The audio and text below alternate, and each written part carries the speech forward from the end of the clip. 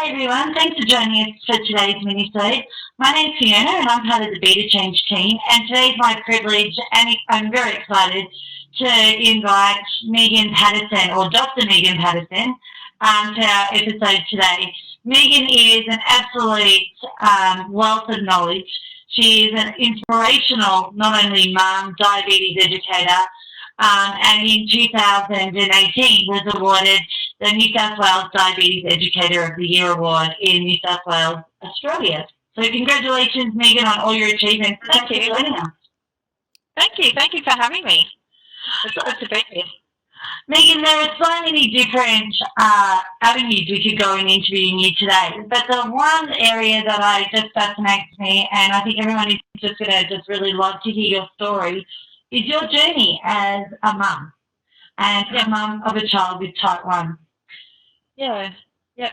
Would you be able to tell us a little bit about your amazing family and where you first came in touch with type 1 diabetes? Okay. Well, as you said, I'm a mum. So I have 2 children. And I should also say I have a husband. His name's Brendan. So we have 2 children. I have a son, Nathan, who is 23, and our daughter, Jessica, who is 20. And so Jessica was diagnosed with type 1 diabetes at the age of 2. So 2002 is when type 1 diabetes really came into our lives as a family.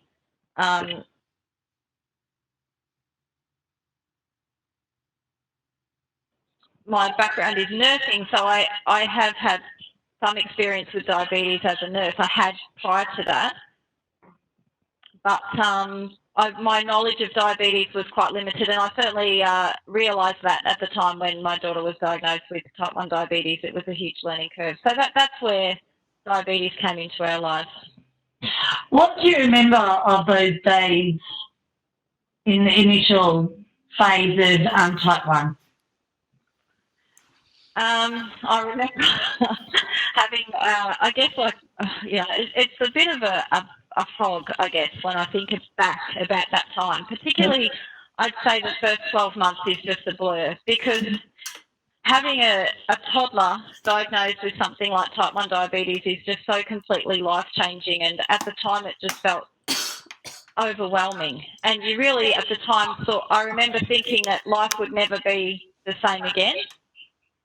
And I guess it wasn't going to be the same again, but you learn over time that, life goes on and that it's okay. But in the early days, it felt like maybe it wasn't going to be okay, and it was certainly a time of being exhausted, being up most nights. So, I remember this was 2002. We didn't have CGM and things like that, so a lot of being awake and overnight finger pricks, checking, worrying.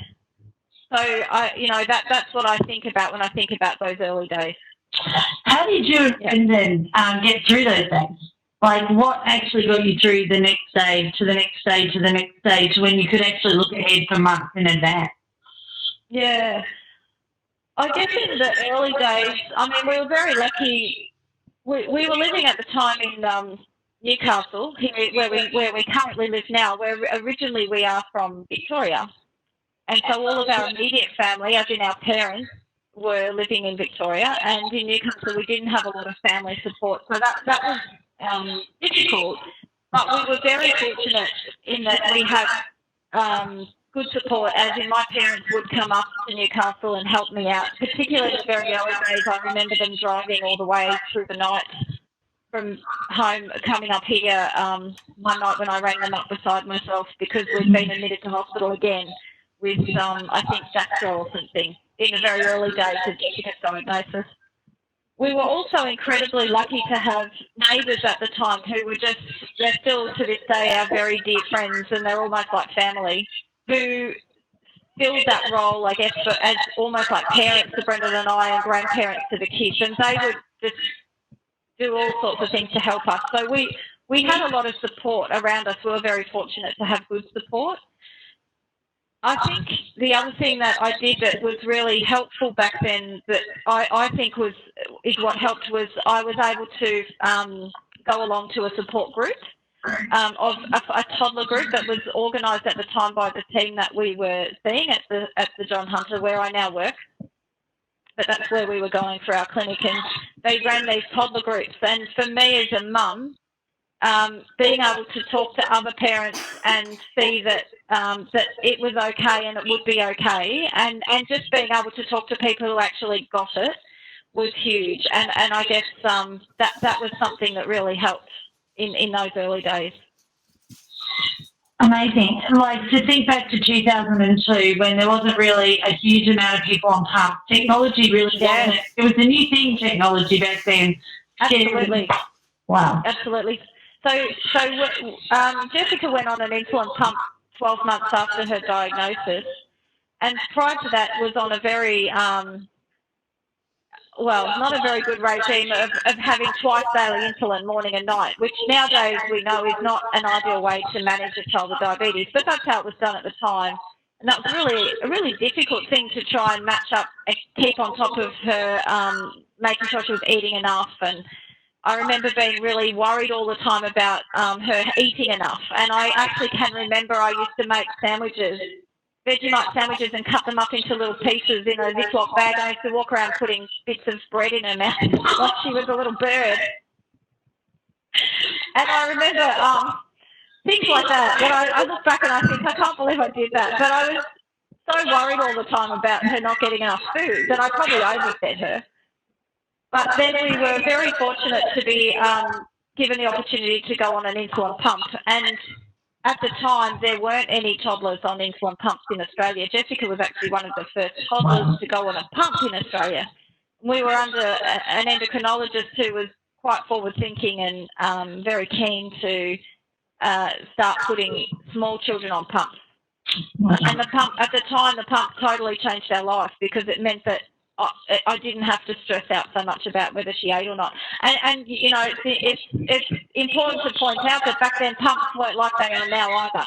As you would know, Fee, pumps back then we thought was fantastic, but all it really did was deliver insulin, and we had to still dial up how much insulin to give. There were no bolus calculators or anything in those pumps back then, but it was still a fabulous thing, and we were very fortunate that we had the opportunity to access that type of therapy because we were living in a place where that was available. And it wasn't until later that I actually realised that that wasn't something that everyone could access if you didn't happen to live somewhere where you could access a team like that. And I learned a lot about that in those days. I think it's probably a really good point to actually say that Newcastle, where you work now and where Jess was first diagnosed, is actually one of the leading institutions in Australia for paediatric diabetes management.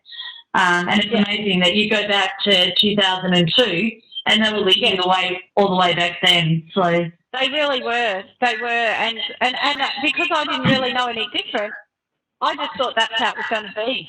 And everywhere, I thought this is just the way it is. And then, you know, we after about a year or so, another year or so later, we actually made the decision to move back to Victoria to be closer to our families. And that was when it really opened my eyes that it wasn't always equal in terms of what you could access. And particularly living in regional Victoria at the time where we were living, nobody had seen an insulin pump or managed a small child, even with type 1 diabetes in little country towns and things like that. So it was it really made me realise how lucky we were to have access to somewhere like John Hunter. And as you said, Steve, John Hunter still leads the way today, and I'm really proud that I get to work in that team. Yeah, amazing. Now, what fascinates me today as someone living with type 1, but also being an educator, is when you said that when Jess was first diagnosed, you just wanted to keep feeding her to keep her sugar up. Yeah. How many years did it take you to get a full night's sleep? You never had CGM in those first years. Did you get a night's sleep for the first 5 years? How did that work? No. I didn't get a full night's sleep, and I would say for a lot longer than 5 years. So, and look, to be really honest, that a lot of that would have been my own anxiety and my own I think it became almost just the pattern that you'd wake up and you'd go and check her blood glucose level. So, nowadays I know if in hindsight, hindsight, we all know that is a great thing. And if I could tell myself back then, you can probably sleep. And you don't have to get up and check her every night. But it's just how it was for me at the time. So it took a long time before I got a full night's sleep. Yeah, incredible. So can you explain to me, or is there a way to explain how you and Brendan not only adapted as parents of a child with type 1, but also your whole family adapting to life with type 1? How did that go? It's tricky for the family dynamics for when you have a child diagnosed with type 1 diabetes, because we still had another child to think of, and he was about 6 years old at the time, and that's a really tricky thing to suddenly have your little sister, who's probably already an annoying little sister, to suddenly take over, because all of a sudden it demanded a lot of our attention and our time. And I don't know that we necessarily handled that, that well at times, but that's, the learning curve that we go through. And I do remember sometimes it was quite challenging for him, because we would have to say to him, you just have to wait. And at times that he would have felt that we put him second, and not that we did intentionally, but it would just have seemed like that. And she was, in the early days, we would be in hospital a lot with, she has gut problems and all sorts of other things, and those things would mean that we would be admitted to hospital quite often, and he would get left there with babysitters or the neighbours who were amazing, but he would have to stay with people and not have us there all the time. So, I think as we went on, we probably tried to make sure that we gave him time, separate time, so he got special time with us. And probably the other thing too is it does put a strain on the relationship as parents, because of that stress and worry. It's already a struggle as parents bringing up small children and not having a lot of time for each other. And I think back in those days it was particularly challenging, because we didn't have someone to babysit, so we could maybe have a night out or certainly could never even think about going away overnight or anything like that. So, we managed to get through that, and later on really appreciated the odd times when we did move back to Victoria and had very supportive parents. So our kids' grandparents both were just so supportive and helpful, and would have our kids overnight or take them so we could get breaks or go and do things together. So that was something I appreciated so much when I could have it.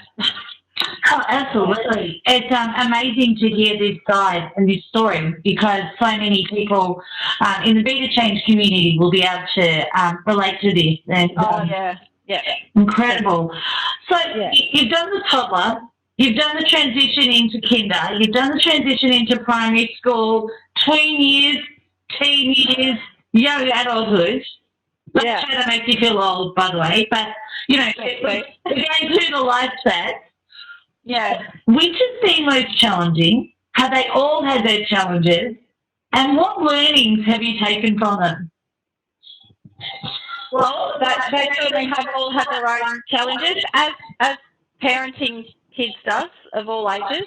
And when they're toddlers and young children, sometimes it's really difficult when they've got a condition like type 1 diabetes, because it was sometimes hard to differentiate things like behaviours. Is that the diabetes? Is that just her being a normal toddler? Do I discipline this? Those things were really tricky. And I remember wishing or sort of thinking that it'll be so much easier when she's older.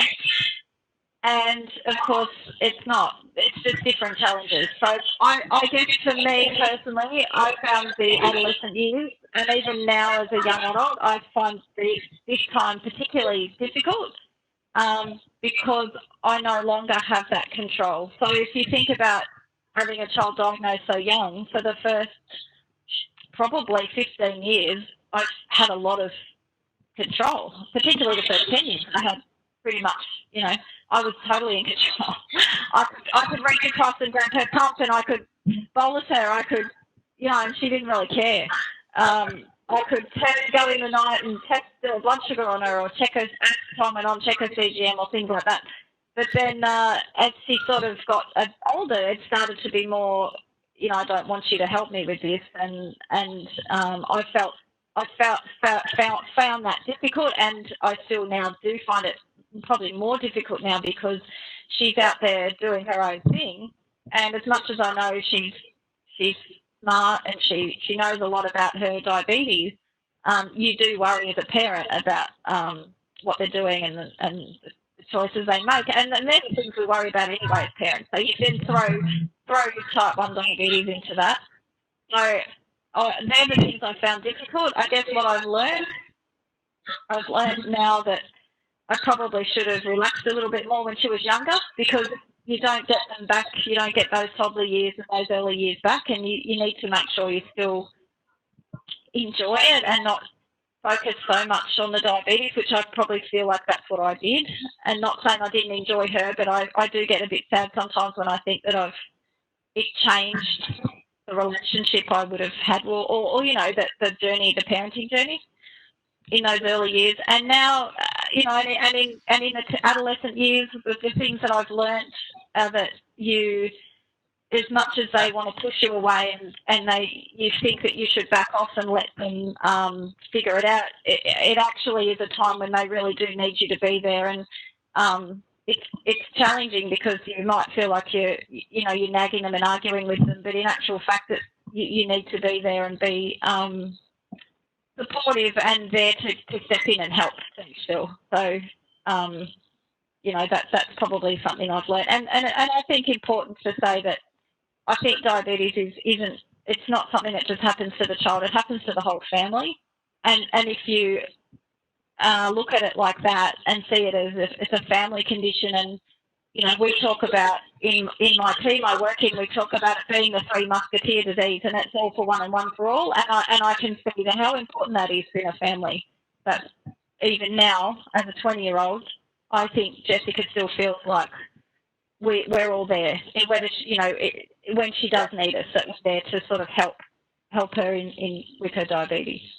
I think that's just another thing that I'm going to take from Dog Hunter now is the Three Musketeers. So thanks for the That's okay. It's a good one. I think it's a good way to talk to parents of adolescents, because it's a common thing to think that they're older now, we need to let them, this is their diabetes, we need to let them do it, and yet to a degree that's true, but also it's actually crucial when parents need to be really involved and really on board.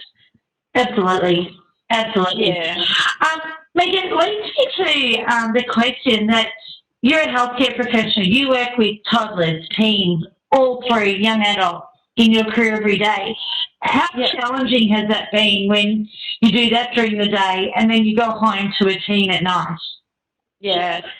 Now it's not so difficult, but when I was going through some challenging times at home with an adolescent, and I sometimes felt like I'd go to work and do diabetes, and I'd come home and do diabetes, and I felt like I lived and breathed diabetes a bit, and that was challenging. And there's times where I know that when I'm doing my job and I'm seeing supporting families and supporting kids in clinic, and I feel like I'm doing something really good and positive, that there's this little part of me in my head thinking, I wish I could do this as well as I do it here at home, because it's different at home when I'm the mum. Yeah. And people assume, oh, wow, your child must have great diabetes management and great diabetes control and everything must be great because she's got you. And that's not true, because diabetes is not an easy thing to manage. And I guess I feel sometimes like I feel like maybe, it should be better than it is, but I know in reality that that's just reality. So yeah, it's sometimes it felt a little bit challenging, because coming home I feel like I'm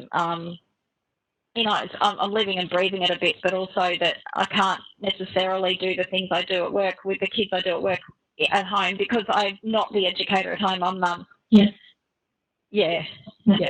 I think a lot of people will be able to relate to that with diabetes, but also with this whole COVID crisis that we've had, in that we've been parents, we've been teachers, And then for some families, their parents teachers, and they're also trying to manage diabetes as well. And it's a challenging period because it's very hard to mix and be gone. It is. It is hard to step back when you've got that emotional involvement, and that it's very hard.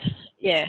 So I take my hat off to the parents that have had to homeschool. I'm so grateful that my kids aren't at school through this. And look, to try and take one diabetes into that, my total hats go off to all parents. But to those me too. Oh, no exercise, and oh my goodness, teachers, they're superheroes in disguise. Absolutely. Yeah.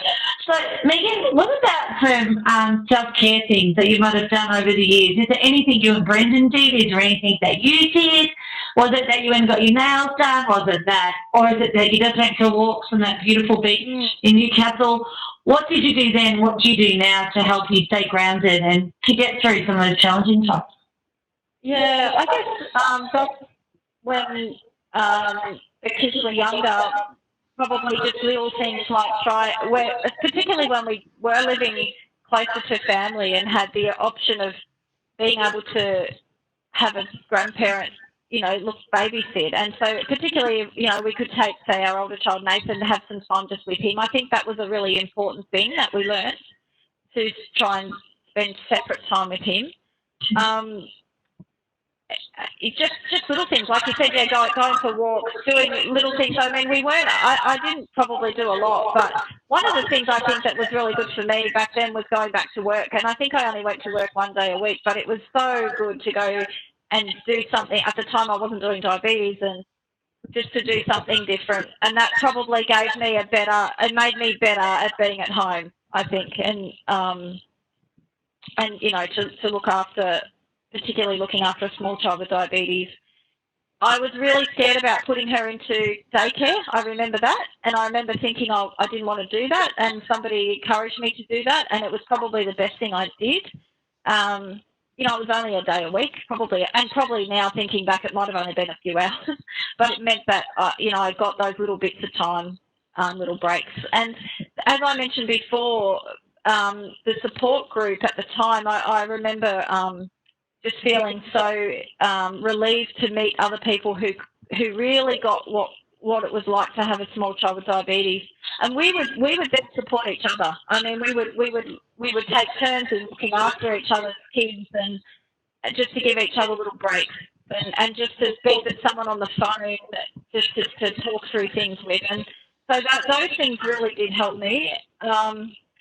And probably later on even now, I still am in contact with some of those parents, and we still talk because our kids have gone through just at different stages, and just being able to debrief and talk to other parents who are living it is probably one of the most invaluable things I think you could do.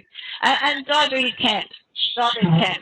And sending Jessica away on diabetes camp was so good for her and really, really good for us.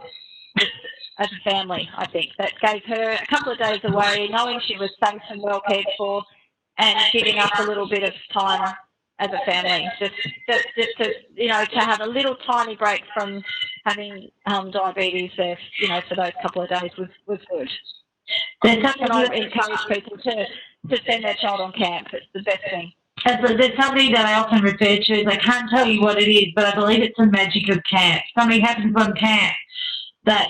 Oh, it does. Happen. Yeah, I agree. I love it. And now as a diabetes educator, I go on diabetes camps as an educator, and I absolutely, as you say, there's something you can't even put into words, but there's something very special about diabetes camp, and I just love it. I'm always trying to talk to the kids at work about and encourage them to go to camp, because the benefits of camp for everyone are really good. Yeah. I love that. Look, Megan, last but not least, and I could talk to you for hours. There's so many questions and things and learnings I could learn from you, and our Beta Change community could learn. But if you had any advice for families that have a child with type 1, no matter what part of the journey they're in, what would you say? What would you share? Oh, gosh. I think what I said before about diabetes being the Three Musketeer disease, I think that's really important to think about what that means, and that diabetes doesn't just happen to the child, it happens to a family. And, you know, that I certainly see, and seeing in my job, that the kids who are well supported at home, who feel like you know, no matter what their home looks like, whether their parents live in separate places or whatever that looks like, when they feel supported and that they're not alone, they just do so much better. So I think that's a really important thing, and to seek out, to talk to people and seek out support. You know, finding other parents or finding people who are in a similar situation, and we know that through any other health condition, if you can be in a support group or talk to other people who are living it, it's just sharing those things and talking to other people just makes such a difference, who are also living it, who get it. I guess I'd really strongly recommend to seek out that. And these days with social media and Facebook groups, and there's so much more out there than there probably was back when I was first going through it. But I know that for me that was something that helped so much. Amazing. Well, Megan, thank you so very much for your time. No doubt that your honesty, the rawness in the experiences you shared, so many people will get so much from that. You are an inspiration in so many ways. Thank you. The families that you work with every day are so very lucky to be able to learn and to feel supported by you and your amazing team. So on behalf of the Beta Change family, we'd like to give you a major thank you for sharing your journey with us today. Thanks for having me. Thank you for letting me share my journey. It was lovely to chat to you. We should do it again sometime. Yeah, love to. To everyone out there, thank you so much for joining us today. If you would like to share part of your journey or ask Megan a question, please post it up on our Facebook page, and I'm sure Megan would love to answer any questions you may have for her. To everybody out there, have a wonderful day, and please stay safe. Take care.